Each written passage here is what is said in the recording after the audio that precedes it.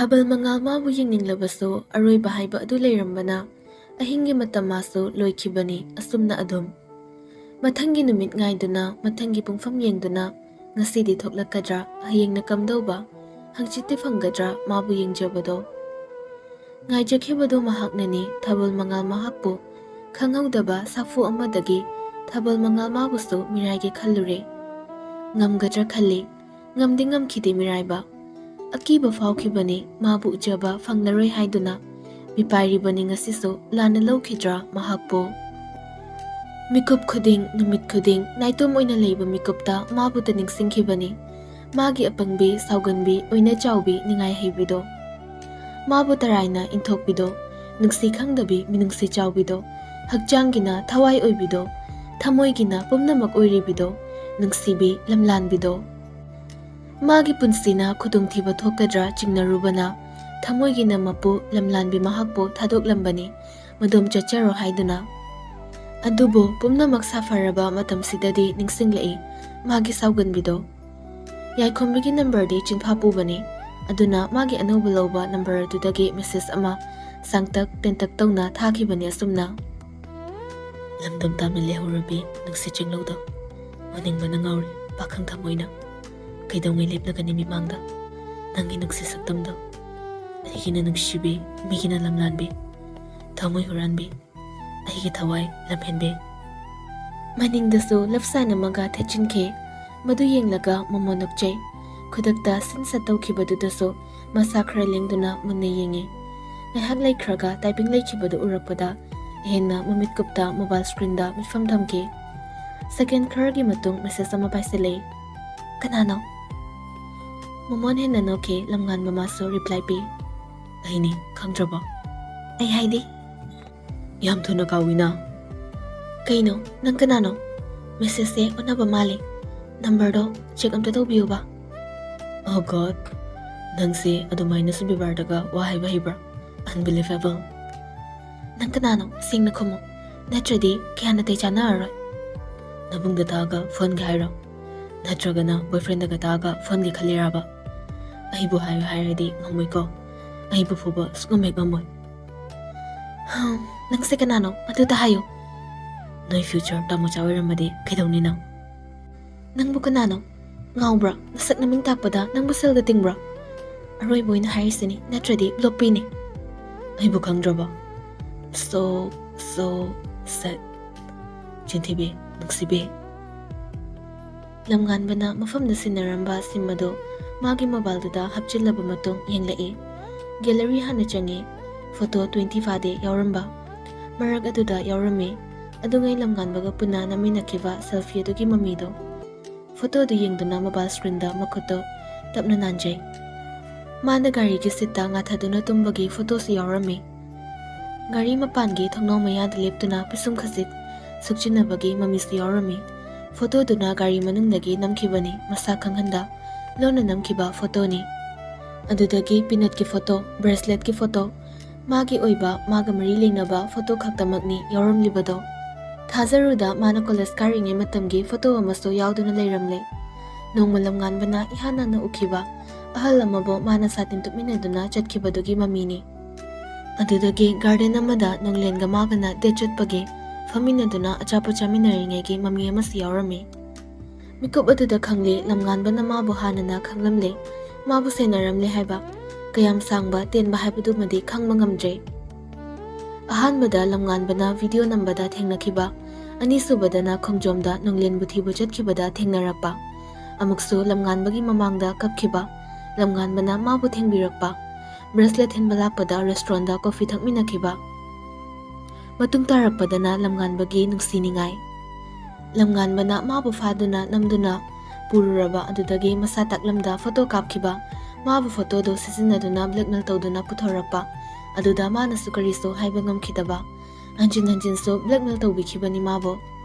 ꯂꯝꯉꯥꯟꯕꯒꯤ ꯐꯥꯒꯤꯗ ꯃꯥꯅ ꯁꯥꯎꯈꯤꯕ ꯃꯗꯨ ꯎꯕꯗ ꯂꯝꯉꯥꯟꯕꯅ ꯑꯃꯨꯛ ꯅꯣꯛꯆꯈꯤꯕ ꯑꯔꯣꯏꯕ ꯎꯅꯕ ꯃꯤꯀꯨꯞ ꯑꯗꯨꯗꯁꯨ ꯂꯝꯉꯥꯟꯕꯅ ꯃꯥꯕꯨ ꯕ꯭ꯂꯦꯛꯃꯦꯜ ꯇꯧꯗꯨꯅ ꯃꯈꯣꯏ ꯑꯅꯤ ꯌꯥꯎꯕ ꯐꯣꯇꯣꯗꯣ ꯁꯤꯖꯤꯟꯅꯗꯨꯅ ꯄꯨꯊꯣꯔꯛꯈꯤꯕꯅꯤ ꯍꯥꯏꯔꯛꯈꯤꯕꯅꯤ ꯃꯥꯕꯨ ꯊꯥꯗꯣꯛꯂꯒꯦ ꯍꯥꯏꯗꯨꯅꯁꯨ ꯅꯨꯃꯤꯠꯇꯨꯗꯒꯤ ꯎꯔꯛꯇꯕꯗꯨꯅ ꯉꯁꯤꯅ ꯂꯝꯂꯥꯟꯕꯤ ꯀꯅꯥ ꯑꯃꯒ ꯊꯋꯥꯏ ꯇꯥꯅ ꯅꯣꯛꯍꯧꯕꯒꯤ ꯃꯃꯤ Yaikhombi magi punsibu warujare, penjedana sonjare, matomta mobile adubu hena chena paisinduna.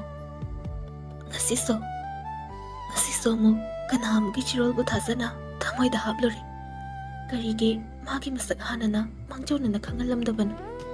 Aina mitangbi ururibasa nang khaki mafamda sunateko. Aibu nungsiba sabana thalawai khalhali. Thamoi chetaba nakhoi kharagi mataw umumna. Sayauda aibu nungsibagi mataw. Aduga poloidana nanggi thamoi kana amagi uramba. Nanggi thamoi masakhangda nangbu nungsiba phawrure. Nanggi nungsiba da ngawribi aibu nangna piramba bosak asina hena sola sanu haiduna piramlibra. Nanggi mamiyaw bu khudolse. Haiduna kaplinge dudani mabungna janglaktuna fana kuina wari watai tawramba. Mabungna thokrabada ngahak amu mangduna leiringai Mrs. ama lakhiba. Yenglubada mari makhong samnadaba Mrs. hazilakpadagi ngahak aduda khalamba wakal mangkhiduna adomdaso kok thadarure. Aduba aroibagi Mrs. aduda khubi break phare. Munna yengduna leire Mrs. ki marul aduda. Chinthibi nuksibi. Lamnganba amuksu thazilei. Khangdribo jikso. Yaikhombi Mrs. adubu ubada lamnganbani khangkhre. Adudagi magi lamnganbu uba yadabi isau hana tawnaba hotnare. Nangdi kaigi Mrs. Hareba? Sis, yadi komide. Haitagi tapne na wangi komi machade. Nangbo aina Mrs. Taraktabada nungaitabada fawdra. Aina nanakta laktabada nangbo ayuningbada fawdabra. Mapira thangle Yaikhombi lamnganbagi Mrs. ubada adubu maso hanagum karisu khandabagum Mrs. reply pire. Nangna paw phawraktraga aidi kaigi wadoiba. Nangna tumin leikhraga aina karigi nungairoiba. Nangna tumin leikhibaduna hena aingonda waisangi. Nangna imangda leptabaduna hena isase freedom phangi. Mrs. adu thakrabasu machildana asumna tapna solei. Wai, yamna wake. Nangna paw phawraktabada ai tumbasu yade. Nangna tumin leikhibada leitafam khanghande aibu. Nangna hanagum inakta laktuna imangda lepkhidaba mikupta ai hiningbasu fawkhide.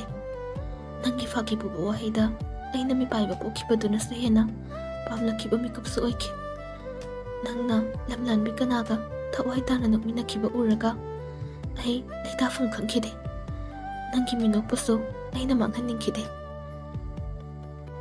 Aigi minokkidamak nangi minok pumunbagi panggalsu ifamda leikhide. Nangbu muktang urabadi khan aina gate mayada mikupkhangda leptuna nangbu yengkhiba. Nangbu muktang thingnarabadi khanduna adungai nangna leiramba mafam khuding chattuna nangi maikaibu aina thiruba. Nangi mami thiruba aidi apangbi tahori.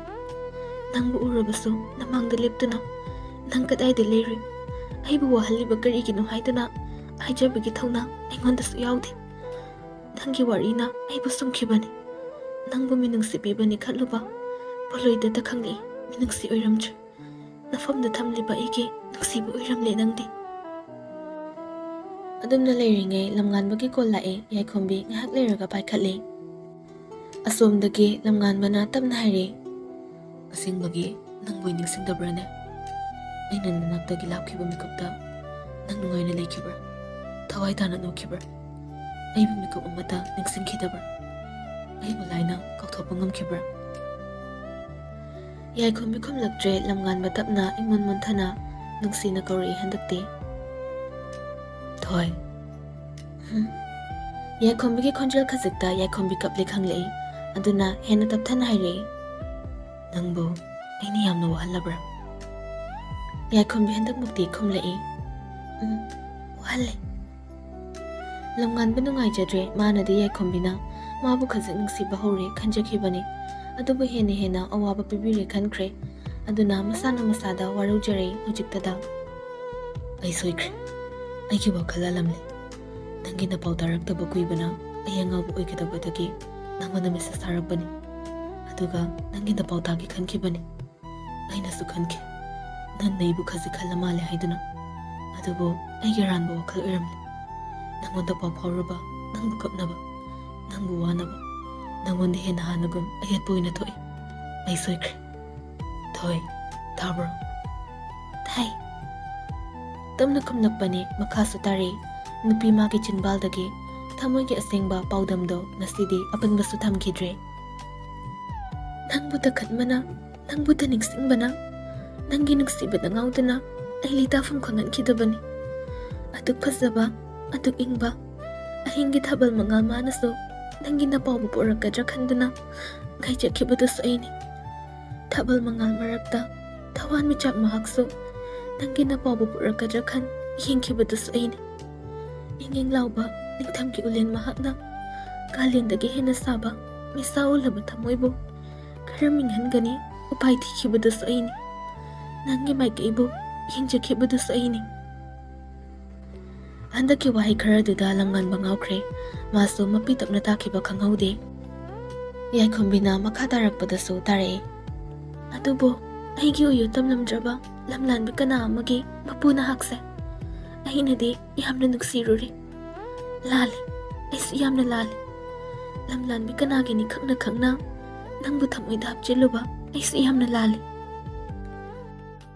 ꯊꯃꯣꯏ ꯄꯦꯟꯖꯔꯛꯏ꯫ ꯌꯥꯏꯈꯣꯝꯕꯤꯅ ꯃꯥꯕꯨ ꯈꯝꯕꯟꯕꯒꯤ ꯋꯥꯉꯥꯡ, ꯃꯥꯕꯨ ꯅꯨꯡꯁꯤꯕꯒꯤ ꯋꯥꯍꯩ ꯑꯃ ꯊꯣꯛꯂꯛꯄꯗ ꯅꯤꯛꯂꯤꯕ ꯈꯣꯟꯊꯣꯛ ꯇꯥꯕꯗ ꯂꯝꯉꯥꯟꯕ ꯅꯨꯡꯁꯤꯕꯒꯤ ꯃꯤꯅꯣꯛ ꯑꯃ ꯌꯥꯎꯅ ꯅꯣꯛꯂꯨꯗꯨꯅ ꯇꯞꯅ ꯅꯨꯡꯁꯤꯅ ꯍꯥꯏꯔꯛꯏ ꯃꯥꯁꯨ꯫ ꯊꯥꯕꯜ ꯃꯉꯥꯜ ꯃꯥꯅ ꯑꯩꯒꯤ ꯃꯄꯥꯎꯕꯨ ꯄꯨꯔꯛꯈꯤꯗ꯭ꯔꯕꯁꯨ ꯑꯍꯤꯡꯗ ꯁꯥꯠꯄꯤ ꯂꯩꯔꯥꯡ, ꯑꯍꯤꯡꯒꯤ ꯂꯩꯔꯥꯡ ꯂꯩꯅꯝ ꯆꯥꯎꯕꯤ ꯂꯩꯔꯥꯡ ꯊꯥꯕꯜꯂꯤ ꯃꯍꯥꯛꯅ ꯑꯩꯒꯤ ꯄꯥꯎꯕꯨ ꯇꯝꯂꯝꯗ꯭ꯔꯕꯁꯨ ꯑꯆꯤꯛꯄ ꯑꯍꯤꯡ ꯃꯍꯥꯛꯇꯗꯤ ꯍꯥꯏꯈꯤꯕꯅꯤ꯫ ꯑꯩꯁꯨ ꯇꯠꯇꯅ ꯅꯪꯕꯨ ꯅꯤꯡꯉꯤ ꯍꯥꯏꯗꯨꯅ ꯑꯩꯒꯤ ꯄꯥꯎꯕꯨ ꯇꯝꯂꯨꯅꯕ ꯅꯍꯥꯛꯇ ꯊꯥꯈꯤꯕꯅꯤ꯫ ꯑꯩꯒꯤ ꯊꯃꯣꯏꯒꯤ ꯇꯟꯗꯟ ꯇꯊꯛ ꯇꯊꯛ ꯃꯉꯥꯜ ꯄꯤꯁꯛ ꯃꯍꯥꯛꯇ ꯑꯩꯒꯤ ꯄꯥꯎꯕꯨ ꯄꯨꯍꯟꯈꯤꯕꯅꯤ꯫ ꯊꯥꯕꯜ ꯃꯉꯥꯜ ꯃꯥꯅ ꯈꯪꯕꯤꯗ꯭ꯔꯕꯁꯨ ꯑꯩꯒꯤ ꯊꯃꯣꯏꯒꯤ ꯑꯁꯦꯡꯕ ꯅꯨꯡꯁꯤꯕꯁꯤꯗꯤ ꯑꯍꯤꯡ ꯀꯧꯕꯤ ꯃꯥꯇꯅ ꯈꯪꯕꯅꯤ꯫ ꯊꯣꯏ, ꯑꯩ ꯍꯥꯏꯒꯦ, ꯉꯁꯤꯁꯨ ꯍꯟꯅ ꯍꯥꯏꯒꯦ, ꯑꯩ ꯅꯪꯕꯨ ꯅꯨꯡꯁꯤ, ꯌꯥꯝꯅ ꯌꯥꯝꯅ ꯅꯨꯡꯁꯤ ꯅꯪꯕꯨ꯫ ꯑꯩꯁꯨ ꯅꯪꯕꯨ ꯅꯨꯡꯁꯤꯅ꯫ ꯂꯝꯉꯥꯟꯕꯒꯤ ꯀꯥꯔꯟ ꯍꯧꯔꯦ꯫ ꯌꯥꯏꯈꯣꯝꯕꯤꯅ ꯁꯨꯁꯨ ꯇꯧꯗꯨꯅ ꯁꯨꯝ ꯂꯩꯕꯗꯨꯗ ꯑꯩ ꯍꯧꯖꯤꯛ ꯂꯥꯛꯀꯦ ꯑꯗꯨꯗꯤ꯫ ꯌꯥꯔꯦ꯫ ꯌꯥꯔꯦ ꯍꯥꯏꯗꯤ ꯂꯥꯛꯑꯣ ꯍꯥꯏ ꯅꯠꯇ꯭ꯔꯣ? ꯅꯠꯇꯦꯀꯣ, ꯀꯣꯟꯅ ꯂꯥꯛꯑꯣ, ꯉꯁꯤꯗꯤ ꯌꯥꯔꯣꯏ꯫ ꯑꯗꯨꯗꯤ ꯍꯌꯦꯡ ꯌꯥꯔꯕꯣ? ꯊꯝꯃꯒꯦ꯫ ꯑꯗꯨ ꯍꯥꯏꯔꯝꯃꯨ, ꯌꯥꯔꯕꯣ? ꯍꯣꯏ꯫ ꯍꯥꯏꯔꯝꯗꯨꯅ ꯊꯝꯈ꯭ꯔꯦ꯫ ꯉꯥꯏꯍꯥꯛꯀꯤ ꯃꯃꯥꯡꯗ ꯂꯩꯅꯔꯝꯕ ꯃꯁꯛ ꯃꯑꯣꯡ ꯑꯣꯟꯈ꯭ꯔꯦ꯫ ꯅꯨꯄꯥ ꯅꯨꯄꯤ ꯑꯅꯤꯃꯛ ꯃꯥꯏꯊꯣꯡꯗꯒꯤ ꯃꯤꯅꯣꯛ ꯍꯟꯈꯤꯗ꯭ꯔꯦ꯫ ꯐꯝꯂꯝꯕꯗꯒꯤ ꯐꯃꯨꯡꯗ ꯂꯣꯡꯅ ꯍꯥꯏꯊꯩ꯫ ꯂꯝꯉꯥꯟꯕ ꯁꯣꯝꯗꯁꯨ ꯌꯥꯏꯈꯣꯝꯕꯤ ꯐꯝꯂꯝꯕꯗꯒꯤ ꯃꯃꯥꯏ ꯃꯣꯟꯗ ꯎꯞꯁꯤꯟꯗꯨꯅ ꯂꯣꯟꯅ ꯃꯃꯣꯟ ꯅꯣꯛꯈꯤ꯫ ꯃꯊꯪꯒꯤ ꯅꯨꯃꯤꯠꯅꯤ ꯃꯣꯊꯥꯏ, ꯂꯝꯉꯥꯟꯕ, ꯖꯣꯁ ꯑꯃꯗꯤ ꯌꯥꯏꯈꯣꯝꯕꯤ, ꯁꯤꯟꯊꯣꯏ ꯄꯨꯟꯅ ꯀꯣꯏꯕ ꯂꯥꯛꯃꯤꯟꯅꯩ꯫ ꯄꯤꯛꯅꯤꯛ ꯑꯣꯏꯅ ꯂꯥꯛꯄꯅꯤ꯫ ꯅꯨꯄꯤ ꯑꯅꯤꯗꯨꯅ ꯆꯥꯛ ꯄꯨꯔꯛꯂꯤ, ꯅꯨꯄꯥ ꯑꯍꯨꯝꯗꯨꯅ ꯏꯟꯁꯥꯡ ꯄꯨꯔꯛꯂꯤ꯫ ꯃꯈꯣꯏꯅ ꯊꯨꯡꯂꯤꯕ ꯃꯐꯝꯗꯨ ꯌꯥꯝꯅ ꯏꯪ ꯆꯤꯛꯅ ꯐꯖꯩ꯫ ꯆꯤꯡ ꯃꯊꯛ ꯑꯣꯏꯅꯁꯨ ꯇꯧꯏ꯫ ꯑꯗꯨꯅ ꯈꯔ ꯀꯥꯔꯛꯂꯒ ꯄꯨꯔꯛꯂꯤꯕ ꯄꯣꯠ ꯆꯩꯁꯤꯡꯗꯨ ꯊꯝꯅꯔꯒ ꯑꯋꯥꯕ ꯍꯟꯗꯣꯛꯅꯩ ꯉꯥꯏꯍꯥꯛ ꯑꯗꯨꯗ꯫ ꯑꯗꯨꯗꯒꯤ ꯀꯨꯏꯅ ꯂꯩꯕ ꯌꯥꯔꯣꯏꯗꯕꯅꯤꯅ ꯑꯃꯨꯛ ꯃꯈꯣꯏꯅ ꯄꯨꯔꯛꯂꯤꯕ ꯆꯥꯅꯕꯁꯤꯡꯗꯨ ꯁꯦꯝꯕ ꯍꯧꯔꯦ ꯅꯨꯄꯤ ꯑꯅꯤꯗꯨꯅ꯫ ꯂꯝꯉꯥꯟꯕꯁꯨ ꯌꯥꯎꯁꯤꯟꯈꯤꯕꯗꯨꯗ ꯖꯣꯁ ꯃꯇꯦꯡ ꯄꯥꯡꯂꯩ꯫ ꯃꯣꯊꯥꯏꯗꯤ ꯐꯝꯗꯨꯅ ꯃꯥꯒꯤ ꯃꯣꯕꯥꯏꯜ ꯌꯦꯡꯗꯨꯅ ꯂꯩꯔꯤ꯫ ꯂꯣꯏꯔꯗꯨꯅ ꯃꯥꯒꯤ ꯐꯝꯐꯝꯗ ꯐꯝꯅꯔꯛꯄꯗ ꯌꯥꯏꯈꯣꯝꯕꯤꯒꯤ ꯅꯥꯀꯟꯗ ꯂꯝꯉꯥꯟꯕ ꯐꯝꯈ꯭ꯔꯦ꯫ ꯅꯥꯀꯟ ꯑꯃꯗꯅ ꯖꯣꯁ ꯐꯝꯃꯤ꯫ ꯃꯥꯌꯣꯛꯅꯕꯗꯅ ꯁꯤꯟꯊꯣꯏꯒ ꯃꯣꯊꯥꯏꯒ ꯐꯝꯈꯤ꯫ ꯆꯥꯕ ꯍꯧꯔꯛꯄꯗ ꯃꯣꯊꯥꯏꯅ, ꯁꯤꯡꯖꯨꯁꯤꯒ ꯏꯔꯣꯟꯕꯁꯤꯒꯗꯤ ꯀꯅꯥꯅ ꯄꯨꯔꯛꯏꯕ? ꯁꯤꯟꯊꯣꯏꯅ, ꯑꯩꯅꯅꯤ, ꯍꯥꯎꯇ꯭ꯔꯣ? ꯍꯥꯎꯏ꯫ ꯏꯔꯣꯟꯕꯁꯤꯗꯤ ꯑꯩꯅ ꯂꯣꯟꯕ ꯅꯠꯇꯦꯀꯣ, ꯌꯥꯏꯅ ꯂꯣꯟꯕꯅꯤ꯫ ꯑꯩꯅ ꯍꯥꯎꯔꯤꯁꯤꯗꯤ ꯏꯔꯣꯟꯕꯁꯤꯅꯤ, ꯁꯤꯡꯖꯨꯗꯤ ꯄꯥꯝꯗꯦꯍꯦ꯫ ꯄꯥꯝꯗ꯭ꯔꯗꯤ ꯆꯥꯔꯨꯅꯨ, ꯍꯥꯞꯄꯣ ꯅꯪꯉꯣꯟꯗ ꯌꯥꯎꯔꯤꯗꯣ꯫ ꯃꯣꯊꯥꯏ ꯁꯤꯟꯊꯣꯏꯗ ꯌꯦꯡꯉꯤ꯫ ꯂꯧꯔꯣꯗꯅ ꯉꯝꯃꯗꯤ꯫ ꯁꯤꯟꯊꯣꯏꯁꯨ ꯁꯥꯎꯅꯤꯡꯂꯛꯇꯨꯅ ꯃꯣꯊꯥꯏꯒꯤ ꯄ꯭ꯂꯦꯠ ꯃꯆꯤꯗ ꯌꯥꯎꯔꯤꯕ ꯁꯤꯡꯖꯨꯗꯨ ꯂꯧꯏ꯫ ꯃꯣꯊꯥꯏ ꯃꯃꯤꯠ ꯁꯪꯗꯣꯛꯇꯨꯅ, ꯂꯧꯈꯤꯅꯦ, ꯑꯁꯦꯡꯕꯩꯁꯨ꯫ ꯁꯣꯝꯗꯅ ꯑꯃꯨꯛ ꯂꯝꯉꯥꯟꯕ ꯌꯥꯏꯈꯣꯝꯕꯤꯒꯤ ꯄ꯭ꯂꯦꯠ ꯃꯆꯤꯗ ꯌꯥꯎꯔꯤꯕ ꯁꯤꯡꯖꯨꯗꯣ ꯃꯥꯅ ꯑꯣꯏꯅ ꯂꯧꯈꯤ꯫ ꯌꯥꯏꯈꯣꯝꯕꯤ ꯏꯪꯉꯛ ꯉꯛꯅ ꯌꯦꯡꯂꯛꯏ꯫ ꯂꯝꯉꯥꯟꯕꯅ ꯇꯞꯅ ꯍꯥꯏꯔꯛꯏ, ꯃꯣꯔꯣꯛ ꯌꯥꯝ ꯁꯥꯏ, ꯅꯕꯨꯛ ꯆꯥꯛꯀꯅꯤ, ꯌꯥꯝ ꯆꯥꯁꯤꯟꯒꯅꯨ꯫ ꯑꯗꯣ ꯑꯩ ꯆꯥꯗ꯭ꯔꯤꯌꯦ, ꯂꯧꯒꯦꯁꯨ ꯈꯔ ꯈꯛ ꯂꯧꯑꯣ, ꯈꯔꯗꯤ ꯊꯝꯂꯝꯃꯣ꯫ ꯂꯝꯉꯥꯟꯕ ꯌꯥꯏꯈꯣꯝꯕꯤꯕꯨ ꯐꯠ ꯌꯦꯡꯂꯝꯂꯒ ꯁꯤꯡꯖꯨꯗꯣ ꯈꯖꯤꯛ ꯍꯥꯞꯄꯤꯔꯦ꯫ ꯑꯃꯨꯛ ꯑꯗꯒꯤ ꯖꯣꯁꯇ ꯑꯃꯨꯛ ꯑꯣꯟꯁꯤꯟꯈ꯭ꯔꯦ꯫ ꯖꯣꯁ, ꯏꯔꯣꯟꯕꯁꯦ ꯍꯥꯞꯄꯧꯔꯣ? ꯈꯔ ꯍꯥꯞꯄꯝꯃꯣ, ꯏꯔꯣꯟꯕꯁꯤ ꯌꯥꯝ ꯍꯥꯎꯏ꯫ ꯂꯝꯉꯥꯟꯕ ꯖꯣꯁꯀꯤ ꯄ꯭ꯂꯦꯠ ꯃꯆꯤꯗ ꯏꯔꯣꯟꯕ ꯈꯔ ꯍꯥꯞꯈꯤ꯫ ꯑꯗꯨꯒ ꯃꯃꯥꯡꯗ ꯐꯝꯂꯤꯕ ꯑꯅꯤꯗꯨꯗꯁꯨ ꯌꯦꯡꯂꯛꯏ꯫ ꯅꯈꯣꯏ ꯑꯅꯤꯗꯤ?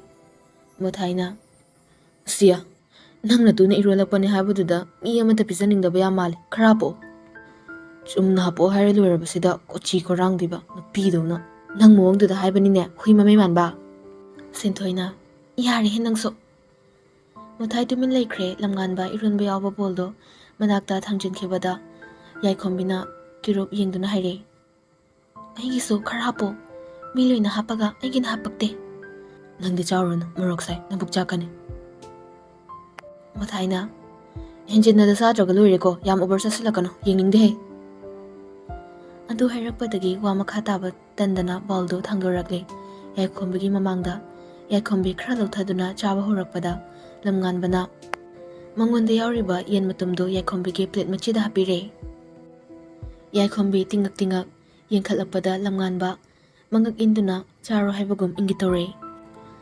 Yaikhombi chaba monghauke lamnganba Yaikhombi da yengje ngasidi thamoido inong thokpagum tawje pinjana yengje adudagi plate yauriba salatto khara lauthaduna Yaikhombi pukham machida haplakpada Yaikhombi lamnganba da yengle. Mayokna bada famliba anido mabanigi mataw yenglambani adubu lamnganbana Yaikhombi da salat hapkibada ubada Sinthoina hare. Madi salat chada bani tamo. Lamnganba Sinthoida fat yengle adudagi amuk Yaikhombi da yenglakpada madi mamai nunthaduna charam leduma. Oh, aidi khangudredana. Aiduna lauthokke tawrakpada Yaikhombi yari lauthoktraso. Hairakpadada tumin laikre Muthaina Jospu yengduna. Mi amadi ngasi mapang leitadana kaya wana khanglamgadawba. Ainadi haibani partner oiba yaba nupi ama khwairamban keitheldagi khulaksena nasana yakidabani ko. Josna nangoina khulura chalo adugane nakukna me khangdakai charong yalaga chalo nupi mayamdo. Noi mayamdo Sinthoina singju chaba leptabaduda Yaikhombi tapna haire. Sinthoi morok chabado henmaliko na. Sinthoi tade singjudo adum chari. Muthai hairun mahadi ngaktang leiraga hairakhini mahai ngangbasi yam phajai aduna morok charaga mahai nganghaleni nathau nate kaina. Josna morok charadi mahai ngangnabra. Muthai morok to taptage chasaladi chakhaudo patpada nantana madugi reaction na mai mit chin khangda henganglani chingado sangang khai chawthorani adai kai no malani. Mi hojika nupi khaise chin jawnaba surgery yam tawi haina dai ko idabu paminu khangde chin soinai be manbado. Mayamda no Sinthoina taningde nangi waga misu maram leidana pamini. Kai maram nate chin jawraga tawdarisibu kainoba pabi tawba natana. Famlamba nupa anido laure chapmanana. As mithai! Yaikhombi matin kut yosinke mana matin yotkiba makol tahoraba lamnganba mabu muk yengdai. Sinthoina sangsar sida jut khwaidagi chadaba nupa makhalu hairidine ai nang khani haisini ko nang khani. Muthaina Joska lamnganba gada onsinduna ko ai no he mithai sina bo muktoiba ituna korokpane natro bebe. Hairaga Sinthoida michi ama kapsili makhaso tare. Noina wase mayamgi mithai oijungai nangi oitho horo haisu yahadi nang tawriba. Mithai am oiningbra haibune sakraba nuksagi kalendane nasabu mating tholaga yaihallaga mahi jalhallaga ne kakching mayam iroyani se. Sinthoigi wahaiduda mayamdo amuksu punna noe Muthai sawra makhut thinduna paiduna laikre. Asumna chaba thakpa loirakpa aduaida mayamdo photo kapuse haiduna mahi haugatnarakpada Muthaina Jos haire. Upai leite mit khitak nabiru marup nuksiba. Jos wa mata haide Muthai makha tare.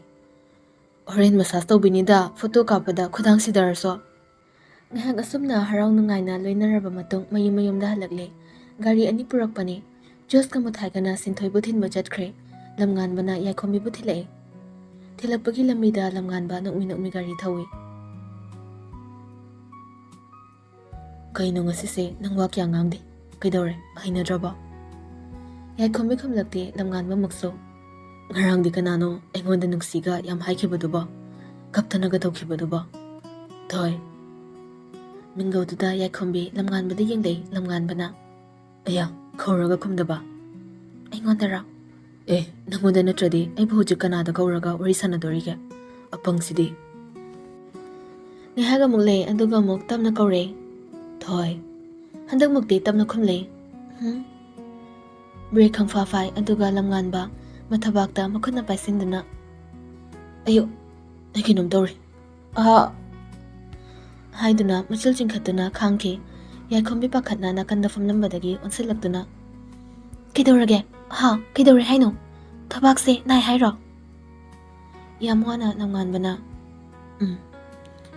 ꯑꯩ ꯊꯕꯥꯛꯁꯦ ꯌꯥꯝ ꯅꯥꯏ, ꯈꯥꯡꯕ ꯉꯝꯗ꯭ꯔꯦ ꯍꯥꯏꯗꯨꯅ ꯂꯩꯈꯤꯕꯗꯨꯗ ꯌꯥꯏꯈꯣꯝꯕꯤ ꯄꯥꯈꯠꯈ꯭ꯔꯦ꯫ ꯑꯗꯨꯅ ꯂꯝꯉꯥꯟꯕꯒꯤ ꯊꯕꯥꯛꯇ ꯃꯈꯨꯠ ꯊꯝꯗꯨꯅ ꯀꯩꯁꯨ ꯇꯧꯔꯣꯏꯌꯦ, ꯑꯩ ꯀꯣꯜ ꯇꯧꯒꯦꯁꯦ, ꯉꯥꯏꯍꯥꯛꯇꯪ ꯈꯥꯡꯉꯣ ꯍꯥꯏꯗꯨꯅ ꯃꯃꯥꯏ ꯂꯩꯈꯤꯒꯦ ꯇꯧꯔꯛꯄꯗ ꯂꯝꯉꯥꯟꯕꯅ ꯐꯥꯈ꯭ꯔꯦ꯫ ꯑꯗꯨꯒ ꯌꯥꯏꯈꯣꯝꯕꯤꯒꯤ ꯃꯤꯠꯇ ꯃꯥꯒꯤ ꯃꯃꯤꯠ ꯑꯅꯤꯅ ꯇꯥꯟꯅꯗꯨꯅ ꯌꯦꯡꯂꯒ ꯇꯞꯅ ꯌꯥꯝ ꯂꯦꯝꯅ ꯅꯨꯡꯁꯤꯅ ꯍꯥꯏꯔꯤ, ꯑꯗꯨꯒꯨꯝꯕ ꯅꯪꯒꯤ ꯅꯇꯧ ꯑꯃ ꯎꯠꯂꯛꯄ ꯃꯤꯀꯨꯞ ꯈꯨꯗꯤꯡꯗ ꯉꯁꯤ ꯅꯥꯔꯤꯕ ꯑꯁꯤꯒꯨꯝ ꯈꯥꯡꯕ ꯉꯝꯗꯅ ꯅꯥꯈꯤ ꯑꯩꯒꯤ ꯊꯃꯣꯏꯅ꯫ ꯀꯔꯝꯕ ꯃꯤꯀꯨꯞꯇ, ꯀꯔꯝꯕ ꯃꯇꯝꯗ ꯅꯪꯅ ꯑꯩꯒꯤ ꯑꯋꯥꯕ ꯈꯪꯕꯤꯒꯅꯤ ꯍꯥꯏꯗꯨꯅꯁꯨ ꯃꯤꯀꯨꯞ ꯈꯨꯗꯤꯡ ꯈꯟꯕꯗ ꯑꯋꯥꯕ ꯑꯃꯁꯨ ꯑꯣꯏꯈꯤ꯫ ꯄꯨꯟꯁꯤꯅ ꯄꯨꯕ ꯃꯥꯏꯀꯩꯗ ꯑꯩꯈꯣꯏꯕꯨ ꯄꯨꯗꯨꯅ ꯆꯠꯈ꯭ꯔꯕꯁꯨ ꯑꯩꯒꯤ ꯊꯃꯣꯏꯅꯗꯤ ꯃꯇꯝ ꯄꯨꯝꯅꯃꯛꯇ ꯅꯪꯒꯤ ꯃꯥꯏꯀꯩꯗ ꯆꯠꯀꯅꯤ.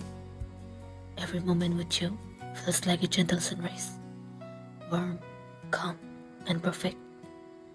ꯑꯩꯒꯤ ꯊꯃꯣꯏꯗ ꯑꯋꯥꯠꯄ ꯂꯩꯇ, ꯏꯊꯟ-ꯊꯟꯅ ꯊꯝꯕ ꯉꯝꯕ, ꯅꯨꯃꯤꯠ ꯈꯨꯗꯤꯡ ꯍꯦꯟꯅ ꯅꯨꯡꯉꯥꯏꯍꯟꯕ, ꯍꯦꯟꯅꯁꯨ ꯐꯖꯊꯣꯛꯍꯟꯕ ꯃꯔꯝ ꯈꯨꯗꯤꯡꯃꯛ ꯑꯁꯦ ꯅꯪꯒꯤ ꯏꯅꯥꯛꯇ ꯂꯩꯔꯨꯕꯗꯗ ꯑꯣꯏꯊꯣꯛꯀꯅꯤ ꯍꯥꯏꯕꯒꯤ ꯑꯩꯒꯤ ꯊꯥꯖꯕꯅꯤ.